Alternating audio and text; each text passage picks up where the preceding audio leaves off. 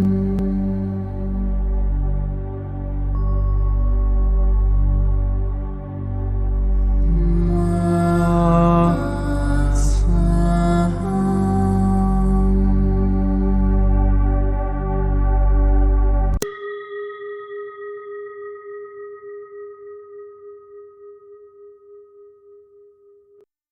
qui suit est la transcription d'un échange entre Mathias de Stefano, désigné ici comme moi, et son soi supérieur, désigné comme je suis. Dans cette capsule, la voix masculine incarnera le moi, tandis que la voix féminine représentera le je suis. Cette conversation intitulée Orgueil a été réalisée le 20 novembre 2020. Hier, le 19 novembre, pendant l'alignement, quand tu m'as dit de rester silencieux, je n'ai pas très bien compris pourquoi. Pendant l'alignement, je me suis rendu compte, en même temps que les autres, je crois, que tu nous mettais à l'épreuve sur le détachement.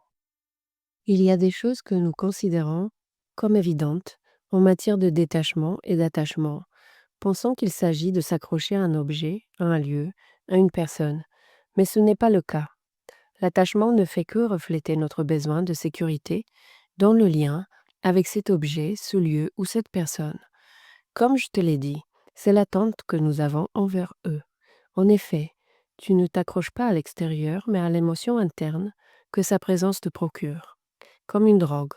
Ce qui te rend accro, c'est la réaction chimique qu'elle produit dans ton corps. Personne n'est accro à une drogue juste pour la garder dans un flacon et la contempler de temps en temps. C'est vrai, tout est une question de sensation. Et c'est pourquoi nous nous attachons dans l'attente de ressentir ces sensations en nous. En fin de compte, tout attachement finit par être une attente. Et nous devons faire très attention à cela, car lorsque nous parlons du monde extérieur, nous le faisons généralement en fonction de ce que nous attendons de lui, et non de ce qu'il est réellement. Nous jugeons les autres en fonction de nos propres perspectives et attentes, de ce qui est correct et incorrect. C'est comme parler de politique et de religion. Ce sont des sujets délicats, mais faciles à aborder et à visualiser lorsqu'il s'agit d'analyser l'attachement et la projection. Cependant, dans des choses plus quotidiennes comme faire silence, respecter, éteindre la lumière si vous n'êtes pas dans la pièce, baisser le couvercle des toilettes, ce sont des choses qui semblent stupides ou simples, mais où se trouve le plus grand attachement. L'être humain, comme tous les autres, est un animal d'habitude. Une habitude est une routine prévisible qui apporte de la sécurité. Ainsi, l'esprit humain est conçu pour anticiper. Il a évolué en fonction des attentes. S'attendre à ce que quelque chose se passe comme je l'espère, comme je le crois, comme je le ressens, comme je le souhaite, est une clé pour le calme, la sécurité, la confiance, la paix. Comme lorsque nous écoutons une chanson qui est composée de moments de tension et de résolution. Si la chanson s'arrête à un moment de tension, notre esprit fera tout son possible pour terminer la phrase suivante en résolvant la tension. C'est presque impossible à contrôler. C'est pourquoi l'attachement n'est pas seulement une question de dépendance, mais une question systématique, biologique, de conception humaine. Il est essentiel de reconnaître cela pour comprendre que nous avons des attachements, même pour les choses les plus insignifiantes. Oui, depuis notre conversation d'hier, j'ai pu voir les centaines d'attachements que je possède, depuis les plus stupides, comme le fait que cela me rende très nerveux et m'énerve que quelqu'un prenne mon stylo lorsque j'écris, afin de prendre des notes sur mon propre texte en le tachant ou en le barrant, ou en touchant avec le doigt l'encre de la dernière chose que j'ai écrite. Y penser me cause un malaise impressionnant. En arrivant à des attachements plus importants, comme les personnes que j'ai aimées et que j'aime encore, en croyant que j'ai besoin d'elles pour me sentir heureux. Quoi qu'il en soit, j'ai tellement insisté sur le travail des grands attachements que lorsque tu m'as montré les petits et quotidiens, j'ai réalisé que c'était là que résidait la base de tous les autres. Dans votre esprit, vous concevez tout en grand, en visualisant le supérieur, alors que tout ce que vous voyez repose sur de petites choses. En physique, nous pouvons observer cela avec n'importe quel objet. Votre corps, par exemple, vous l'interprétez comme un corps, et pourtant il est le produit de milliards et de trillions de particules atomiques et subatomiques qui soutiennent l'image globale. Tu comprends ainsi que cette grandeur que tu voyais n'existe que grâce aux petits aspects qui ensemble te composent. C'est vrai, nous ne prêtons pas attention aux choses les plus simples et les plus petites, surtout ceux qui, comme moi, ont beaucoup de lions dans leur thème astrologique. Nous sommes presque destinés à tout regarder avec des yeux de grandeur et de dépassement. Souvent, dans ma vie, je tombe dans le gigantisme, me privant des petits instants. Et c'est à ce sujet que je voulais te poser une question. L'idée que notre esprit recherche l'image la plus grande nous place dans une position de supériorité, d'absolutisme, et souvent, lorsque j'exprime cette vision, je crains que cela ne soit perçu comme de la vanité, comme si je me croyais supérieur aux autres, parce que je parle de ces choses avec aisance. Comment faire la différence entre parler d'une vision supérieure et de l'arrogance? L'orgueil vient du mot latin superbus, qui est l'adverbe de supérieur. Donc, toi qui es conceptuellement mon moi supérieur, tu pourrais t'appeler ego superbus ou moi orgueilleux. Exactement. Alors, C'est ça, c'est simple. Vision supérieure et arrogance sont synonymes. alors, à quoi faisons-nous référence lorsque nous parlons de l'arrogance comme l'un des 7 péchés capitaux? Que nous ne devons pas nous comparer à Dieu. Rappelle-toi que pour les religions monothéistes, Dieu est au-dessus de tout. Il est unique, supérieur. La conscience transcendante, le suprême. Personne ne peut être au-dessus de Dieu, ni se considérer comme un Dieu. Il est clair que pour les visions monothéistes, ce que nous faisons ici, à savoir reconnaître que nous sommes Dieu, est une hérésie, car nous plaçons Dieu à notre niveau, ou nous-mêmes au sien. Eh bien, toutes les visions religieuses sont basées sur une vision séparatiste des réalités, et elles ignorent le concept d'unité en tant que quelque chose de physique et non purement conceptuel. Dans les coutumes du monde des formes, ils voient des corps séparés, des natures séparées, des cosmos séparés, et ils ne peuvent pas percevoir que les atomes qui composent votre corps sont les mêmes que ceux qui habitent les étoiles comme le Soleil. L'ancienne vision qui plaçait Dieu dans les cieux a fait de Dieu le roi au-dessus du palais ou le seigneur féodal au-dessus du château. C'est pourquoi Dieu est appelé le Seigneur et nous ses sujets.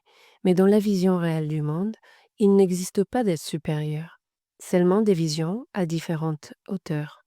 Plus vous êtes proche d'un objet, plus vous en savez peut-être sur lui, plus que quiconque, mais vous perdez votre capacité à voir l'image plus large, le contexte de cet objet. C'est comme être expert en littérature mais ne pas connaître l'origine des mots, des livres, de l'histoire et ignorer le contexte des écrivains. Ou être expert en médecine mais ne pas comprendre le corps comme une extension de l'énergie et de la vibration universelle, c'est-à-dire comme un objet subjectif plutôt que physique. Et inversement, voir une image tellement grande des choses, une vision du monde supérieur et transcendantale qui vous empêche de connaître les détails et les particularités des objets ou des sujets. Je remarque que l'arrogance à laquelle nous faisons souvent référence consiste à considérer que notre propre vision est la plus juste et la plus importante, en méprisant celle des autres. Exactement. Le problème n'est pas d'avoir une vision supérieure. Le problème est de considérer ma vision comme la seule, irréfutable et plus puissante que les autres. C'est lui qui, sur une plage, considère que le plus important est le grain de sable en niant la plage, est un ignorant arrogant. C'est lui qui contemple la grandeur de la plage en méprisant chaque grain de sable, est un ignorant arrogant. L'arrogance n'est pas un péché. Le péché est d'être ignorant et d'utiliser l'arrogance comme un outil pour se vanter de son ignorance.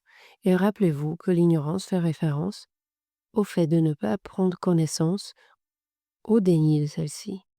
La véritable arrogance se trouve dans les pieds. Pourquoi dans les pieds? Car le véritable complément de la véritable arrogance est l'humilité. L'humilité vient du mot terre, humus. C'est donc la capacité d'être terrestre, les pieds sur terre. Pendant longtemps, on nous a fait croire que l'humilité était synonyme d'humilier, qui vient de la même racine, mais qui décrit l'action de mettre quelqu'un à genoux sur le sol, de forcer, d'imposer à quelqu'un de s'incliner avec les genoux et les mains sur le sol. Quelqu'un qui est humilié ne possède pas d'humilité, mais dans la vision des sujets, c'est-à-dire ceux qui sont donnés ou placés en dessous, subdatus, Dieu est au-dessus, et les autres sont placés en dessous de lui, du latin summi.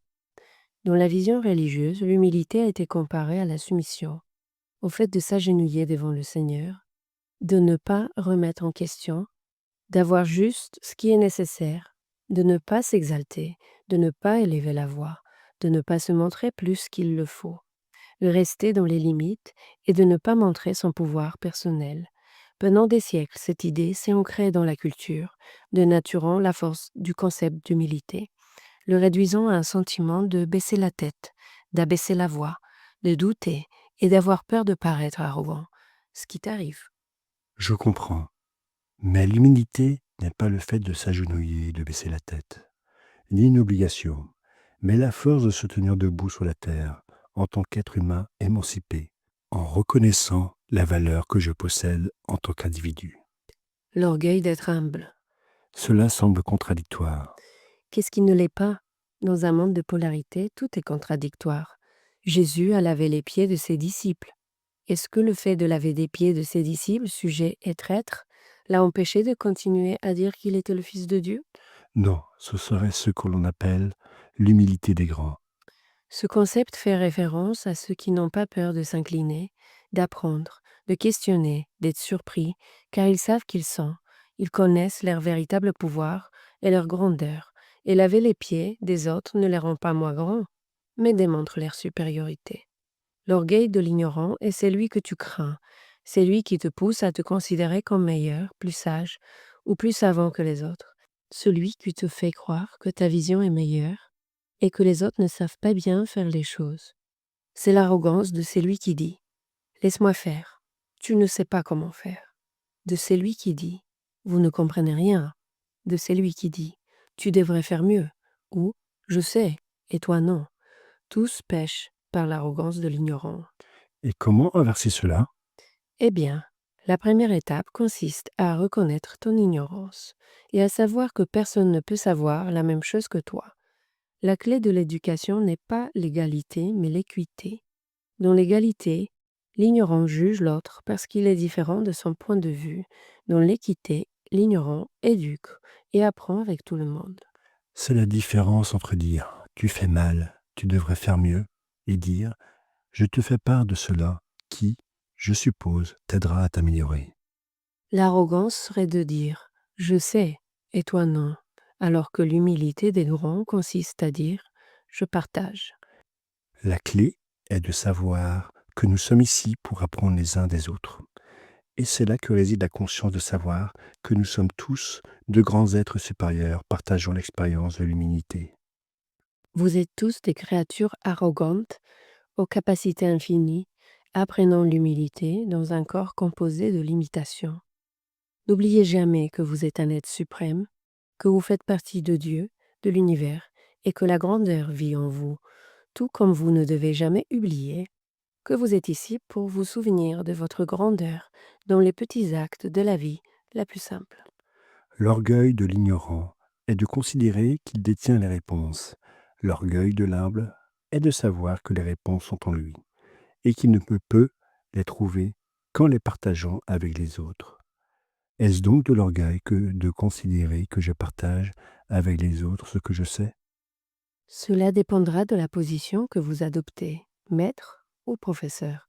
Quelle est la différence? Le mot maître vient du mot indo-européen meg, qui a donné les mots méga en grec grand et manus en latin, d'où le mot magister. Le grand, c'est lui qui possède ou c'est le plus. Le mot professeur vient du concept latin dérivé de pro, vers, pour, et de l'indo-européen bête, qui signifie parler. D'où des mots tels que phatos en grec, dit ou phateri en latin, qui signifie confesser. Le mot professeur désigne donc celui qui parle aux autres et qui partage la dialectique. Je pense donc que je suis plutôt un professeur, car je parle beaucoup et j'apprends aussi de ce que j'entends et de ce que les autres me partagent. Mais il est vrai que j'ai parfois ressenti l'arrogance de l'ignorant, en considérant que j'étais dans une position supérieure. Et c'est dans ces moments-là que quelqu'un apparaît pour t'apprendre quelque chose que tu ne savais pas. Oui, garder les pieds sur terre, se rappeler que nous apprenons tous sans cesse, même après notre mort. Nous continuons à apprendre les uns des autres. Tôt ou tard, tu pourras enlever les roulettes du tricycle.